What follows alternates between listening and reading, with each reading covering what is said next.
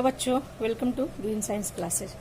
बच्चों, आज हम क्लास 9th की केमिस्ट्री का पहला चैप्टर आप लोगों को बताने जा रहे हैं, जिसका नाम है हमारे आसपास के पदार्थ। तो बच्चों, विज्ञान को जब आप अपने आसपास की वस्तुओं से जोड़ करके देखेंगे, उसको अनुभव करेंगे, तो बहुत आसानी से आप समझ जाएंगे। तो ये जो आपका चैप्टर है ना, हमारे आसपास के पदार्थ, इसको अपने आसपास की वस्तुओं से जोड़ करके देखेंगे तो सारी बातें समझ में आपको आ जाएगी, बहुत आसानी से आप पढ़ लेंगे। तो ठीक है बच्चों, हम शुरू करते हैं अपने चैप्टर को, पदार्थ। इसमें हम सबसे पहले क्या पढ़ेंगे, पदार्थ किसे कहते हैं। तो बच्चों, जब आप स्कूल में जाते हैं तो क्या लेके जाते हैं, बैग लेके जाते हैं, उसमें किताब, कॉपी, पेंसिल, रबड़, ये सारी चीज़ें होती है। बैठते हैं क्लास में तो टेबल, कुर्सी, ब्लैक बोर्ड, डेस्क, चौक, ये सारी चीज़ें होती है। घर में आप रहते हैं तो घर में आप बहुत सारी चीज़ें देखते हैं, जैसे आपके घर में लोटा, थाली, ग्लास, बाल्टी, ये सारी चीज़ें होती है, जूता, पलंग, सब कुछ होता है। ये सारी चीज़ें क्या हैं, ये सभी वस्तुएं पदार्थ से बनी हुई होती हैं। तो ये जो हमारा किताब है, मान लीजिए हम अपनी किताब को ही लेते हैं, तो किताब है तो ये, इसको अगर हम रखते हैं, कहीं भी रखेंगे तो क्या होगा, ये कुछ न कुछ स्थान घेरेगा, और उस स्थान को हम क्या कहते हैं, उसी स्थान को कहेंगे कि ये इसका आयतन हुआ। और जब उसको हाथ में लेते हैं तो उसका कुछ न कुछ भार होता है, यानी कि उसका वो द्रव्यमान हुआ।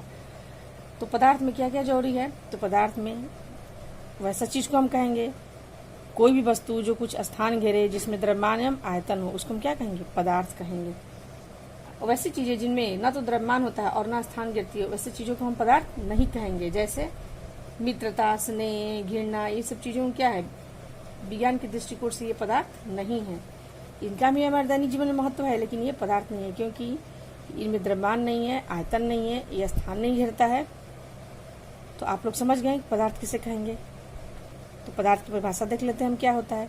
कोई भी वस्तु जो कुछ स्थान घेरे, जिसमें द्रव्यमान एवं आयतन हो, पदार्थ कहलाता है। जैसे लकड़ी, कपड़ा, कागज, बर्फ, जल, तेल, ये सब क्या हो गया, ये सारी चीजें पदार्थ हैं, क्योंकि इनमें द्रव्यमान भी है और आयतन भी है, और ये कुछ स्थान भी घेरता है। ठीक है बच्चों, अब हम देखेंगे पदार्थ के गुण देखेंगे।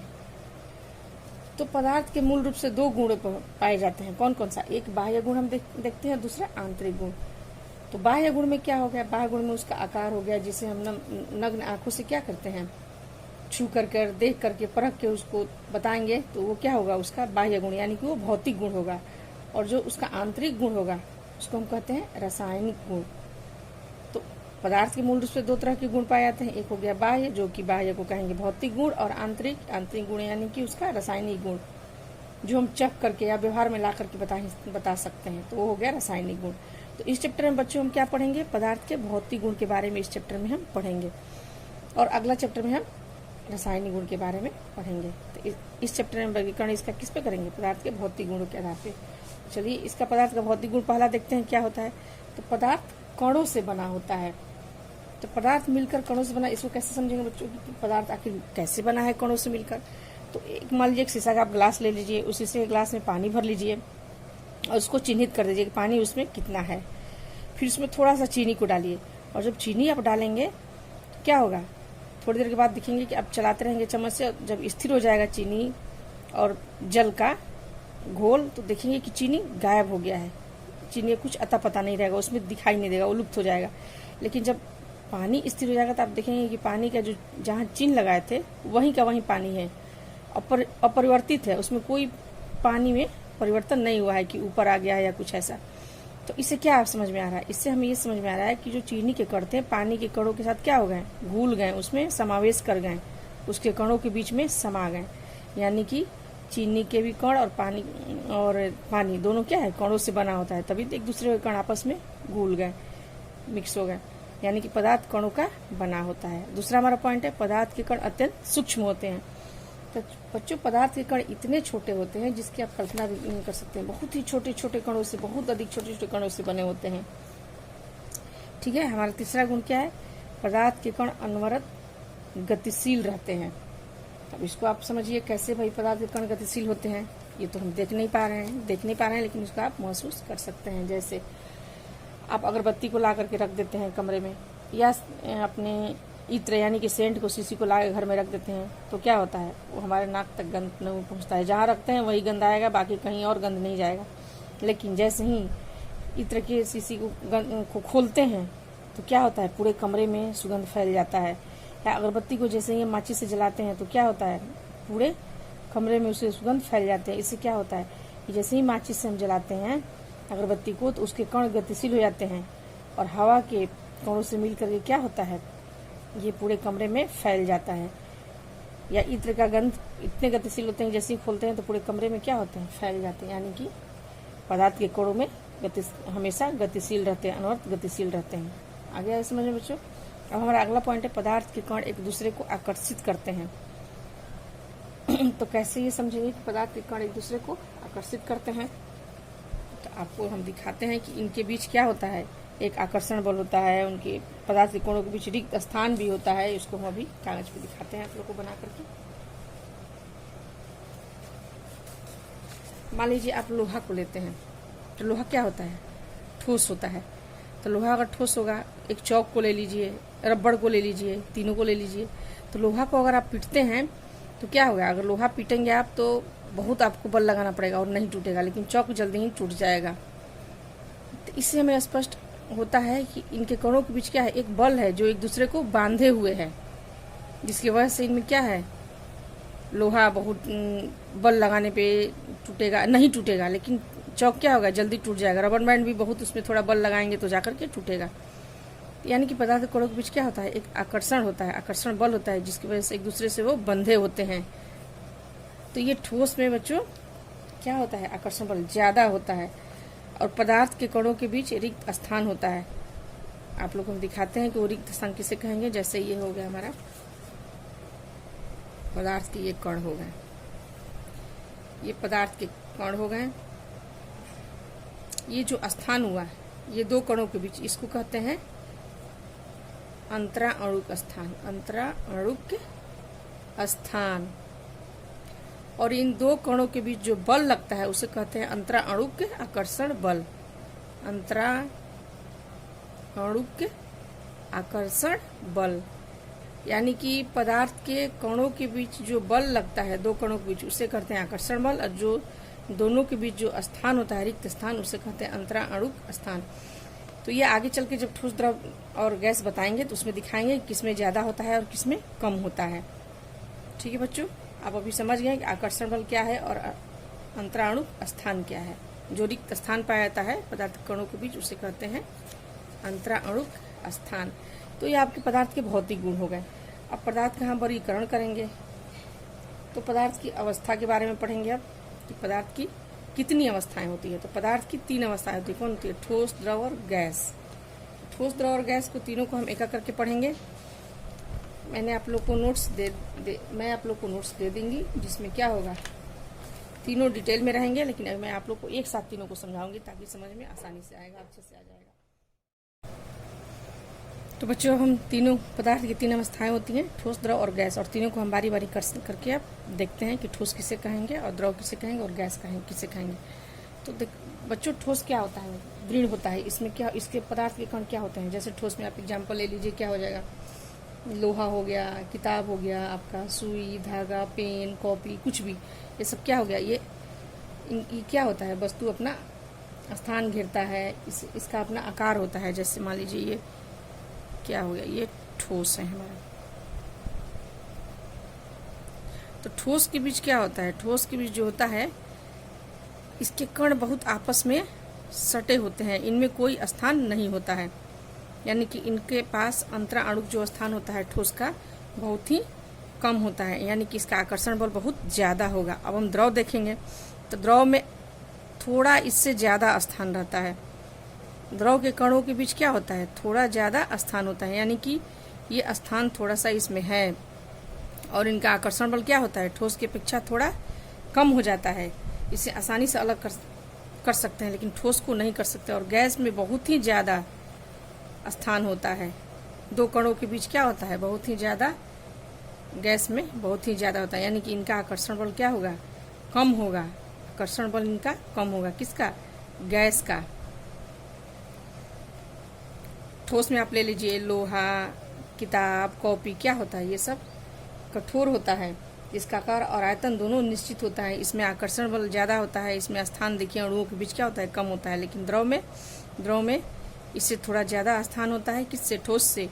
और आकर्षण बल इसमें ठोस से कम होता है और गैस में सबसे कम होता है, क्योंकि इनके बीच स्थान बहुत ज़्यादा होता है। तो ये द्रव हो गया, वो गैस हो गया। द्रव में आपका क्या आ जाएगा, तेल, जितने भी द्रव हैं, तेल, घी, पानी, ये सब क्या हुए, द्रव हुए। तो इनका आकार अनिश्चित होता है लेकिन आयतन निश्चित होता है। और गैस, ये इनका दोनों अनिश्चित होता है, जिस आकार में डालेंगे उसी का आकार ले लेगा और उसी का आयतन भी, इनका दोनों अनिश्चित होता है।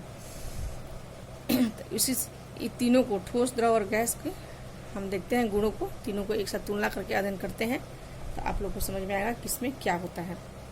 तो पहला हमारा हो गया इसका आकृति और आयतन, तो यानी कि ठोस का क्या होता है, जैसे किताब हो गया तो उसका आकृति और आयतन दोनों निश्चित होता है। द्रव में पानी हो गया तो पानी का क्या होता है, आकार अनिश्चित होता है लेकिन आयतन उसका निश्चित होगा। गैस का दोनों अनिश्चित होता है। संपीड़न, संपीड़न किसे कहते हैं, संपीड़न मतलब क्या होता है, संपीड़न का मतलब होता है उस पर दबाव बना करके उसके आयतन में परिवर्तन करना। तो इस देखिए, ये ठोस जो है, ठोस में संपीड़न क्या होता है, संभव नहीं है। क्यों नहीं संभव है बच्चों, क्योंकि संपीड़न जो होता है इसमें संभव नहीं है, क्योंकि इसके आकर्षण बल जो होते हैं अणुओं के बीच बहुत ज़्यादा होते हैं। इसको हम दबाएंगे तो ये दबेगा नहीं। लेकिन इसके कुछ अपवाद हैं, जैसे हमने लिखा है यहाँ, रबड़ और स्पंज, इसका संपीड़न संभव नहीं होता है। लेकिन अपवाद में क्या लिखे हमने, रबड़ और स्पंज, यानी कि रबड़ और स्पंज में क्या होता है, रबड़ और स्पंज में छिद्र होता है। अगर उसको हम दबाएंगे तो दबेगा, क्योंकि उसके जो छिद्र होते हैं उससे हवा बाहर निकलता है और दबता है। अब हम लेते हैं द्रव, इससे भी अधिक नहीं दबाया जा सकता है, थोड़ा दबा सकते हैं ठोस से ज़्यादा, लेकिन अधिक इसको नहीं दबा सकते हैं। लेकिन गैस, गैस में संपीड़न ज़्यादा होता है, गैस को हम दबा सकते हैं। जैसे सिलेंडर गैस होता है, एलपीजी अपने घरों में, उसमें क्या होता है, संपीड़ित गैस भरा रहता है। आप हॉस्पिटल में देखिए, उसमें क्या होता है, ऑक्सीजन गैस होता है। तो ये क्या हो गया, संपीड़न इसमें अधिक होता है, किसमें, गैसों में। अब हमारा आ गया घनत्व। घनत्व किसे कहते हैं, तो घनत्व क्या होता है, घनत्व किसका ज़्यादा होगा, तो घनत्व ठोस का ज़्यादा होगा, क्योंकि ठोस के जो कण, अभी हम आप लोग को बताएं कि ठोस के जो कण होते हैं आपस में क्या होते हैं, बहुत ही आकर्षण एक दूसरे के पास होते हैं और उनके बीच क्या होता है, दूरी नहीं होता है, जिससे ये घने और भारी होते हैं। इसका मतलब कि ठोस का द्रव्यमान क्या होगा, अधिक होगा, और जिसका द्रव्यमान अधिक होगा इसकी वजह से उसका घनत्व ज़्यादा होगा। तो किसका घनत्व ज़्यादा होगा, ठोस का। तो ठोस का घनत्व क्या होता है, ज़्यादा होता है, द्रव का उससे कम होगा, क्योंकि इनके बीच थोड़ा स्थान पाया जाता है। तो ये थोड़ा कम भारी होंगे, इनका द्रव्यमान थोड़ा कम होगा, इसलिए ठोस का कम हो गया घनत्व का। और गैस का घनत्व अति निम्न होगा, ये हल्के होते हैं, ये बहुत भारी नहीं होते हैं। ठीक बच्चों, ये तीन आपने कैरेक्टर समझ लिया। अगला हमारा ये बहना। तो ठोस क्या होगा, ठोस आसानी से नहीं बहते हैं। जैसे क्या हो गया, ठोस आसानी से नहीं बहते हैं और द्रव आसानी से बह जाते हैं। कहीं भी द्रव को आप, पानी हो गया गिलास में जैसे रखे हैं उसको नीचे गिरा दिए, आसानी से बह जाएगा। और गैस भी आसानी से बहते रहते हैं। तो ये तो कोई ज़्यादा समझने वाली चीज़ है नहीं, ये तो आप देख रहे हैं। अगला पॉइंट हमारा है दौर्णांक और कथनांक। दौर्णांक कथनांक का मतलब क्या है, दौर्णांक किसे कहते हैं, वह ताप जिस पे ठोस क्या होता है, द्रव में बदलने लगता है, उसे हम कहते हैं दौर्णांक। जिस ताप पे ठोस क्या होता है, द्रव बनकर पिघलने लगता है, उसे हम कहते हैं दौर्णांक। और कथनांक जिस ताप पर कोई भी द्रव खौलने लगता है, उबलने लगता है, उसे हम कहते हैं क्वथनांक। यानी कि दौर्णांक और कथनांक, ठोस का क्या होगा, ठोस का दौर्णांक कथनांक उच्च होगा। क्यों उच्च होगा, क्योंकि इनके कण क्या होते हैं, बहुत ही आकर्षण बल से मजबूत बंधे रहते हैं, इनमें कोई स्थान नहीं पाता है, इसलिए इनका दौर्णांक कथनांक क्या होगा बच्चों, तो उच्च होगा। उससे थोड़ा कम द्रव का होता है दौर्णांक कथनांक, और गैस का सबसे कम होता है। ठोस से कम हुआ किसका, ठोस से कम हो गया द्रव का, और गैस का क्या हुआ, सबसे कम, तीनों में सबसे कम। ये क्वेश्चन आप लोग को पूछता है कि दौर्णांक और कथनांक सबसे ज़्यादा किसका होता है या सबसे कम किसका होता है। ऑप्शन दे देगा ठोस, द्रव, गैस, आप लोग उसमें चुनना होगा। अंतराणुक स्थान, अभी हम लोग को बताए हैं कि ठोस में अंतराणुक स्थान क्या होता है, कम होता है, तभी तो इनका आकर्षण बल ज़्यादा होता है। द्रव में उससे थोड़ा ज़्यादा होगा, ठोस से ज़्यादा क्या स्थान, दोनों अणुओं के बीच को स्थान को कहते हैं अंतराणुक स्थान, जो भी हम आप लोग को समझा दिए थे।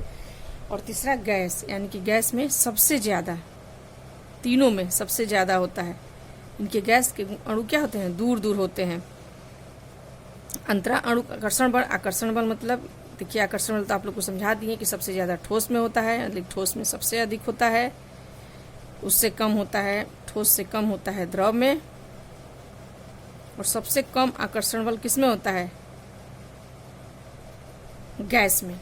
ये तीनों को, ठोस, द्रव और गैस को, हम तीनों को तुलना करके तीनों को गुण को आप लोग को सामने रख दिए कि ठोस में क्या क्या होता है, द्रव में क्या होता है, गैस में क्या होता है। पहला आकृति आयतन बताएं, दूसरा संपीड्यता बताएं, तीसरा घनत्व, फिर बहना, द्रवणांक, क्वथनांक, अंतराणु का स्थान, अंतराणु का आकर्षण बल। लेकिन बच्चों मैंने आप लोग को ये तीनों अलग अलग करके एक साथ ये समझा दिया, और आप लोग को हम नोट्स में जो दिए हैं ये गुण इसका देखिए आप लोग को हम दिखाते हैं कि ठोस में ये देखिए आकृति आयतन घनत्व द्रवणांक क्वथनांक ये सब मैंने अलग अलग आप लोग को लिख के दे दिया है। ठोस के गुण और द्रव के गुण, ये द्रव के गुण है। आकृति आयतन क्या होता है, इनकी आकृति निश्चित नहीं होती है लेकिन आयतन निश्चित होता है। घनत्व, संपीड्यता, द्रवणांक, क्वथनांक, तरलता, ये सारी चीज़ें मैंने आप लोग को नोट्स में बता दिया है। जो तीनों मैंने आप लोग को अभी समझा करके उस पेज पे जो बताया है सबको लिख दिया है मैंने। यहाँ आपको गैस के गुण को हमने लिख दिया है। तो ये सारी जो बातें हैं आप लोग को हम नोट्स में दे देंगे। गैस के संपीड्यता में जैसे आप लोग को हम बताते हैं, गैस में संपीड्यता क्या होता है, सबसे अधिक होती है। संपीड्यता का मतलब आप लोग को हम बता दिए थे कि संपीड़ित किसे कहते हैं, जब किसी पदार्थ को में दाब लगा करके क्या करते हैं, दाब को घटाकर या बढ़ा करके उसको क्या करते हैं, उसके आयतन में कमी या वृद्धि करते हैं, उसे हम कहते हैं संपीड्यता। तो ये सारी चीज़ें नोट्स में आप लोग को लिख दिए हैं। और ये देखिए क्या है एलपीजी संपीड्यता में, एलपीजी का full form liquid petroleum gas. ये सारी चीज़ें हमने बता दिया है। अस्पताल में भी जो ऑक्सीजन गैस भरा होता है वो संपीड़ित ऑक्सीजन गैस होता है।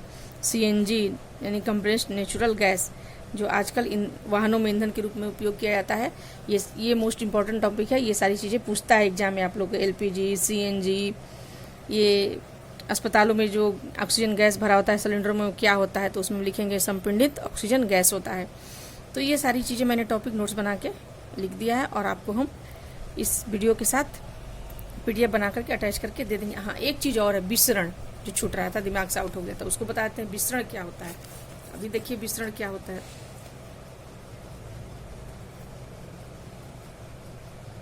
विसरण वह प्रक्रिया है जिसमें किसी द्रव के कण किसी अन्य द्रव में प्रवेश कर जाते हैं, यानी कि एक दूसरे में विस्तृत हो जाते हैं, मिश्रित हो जाते हैं, उसे क्या कहेंगे, विसरण करेंगे।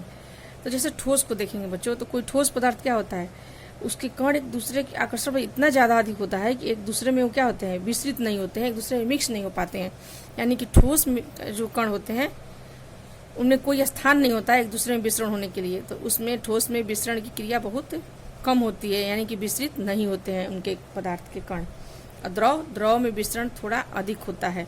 जैसे कैसे समझेंगे, जैसे आप एक गिलास में पानी ले लीजिए और एक स्याही 2-4 बूंद उसमें डाल दीजिए, तो आप देखेंगे कि क्या होगा, धीरे धीरे स्याही पूरे गिलास में फैल जाएगा पानी में और कलर उस स्याही का आ जाएगा। यानी कि स्याही और पानी एक दूसरे में क्या हो गए, विसरित हो गए।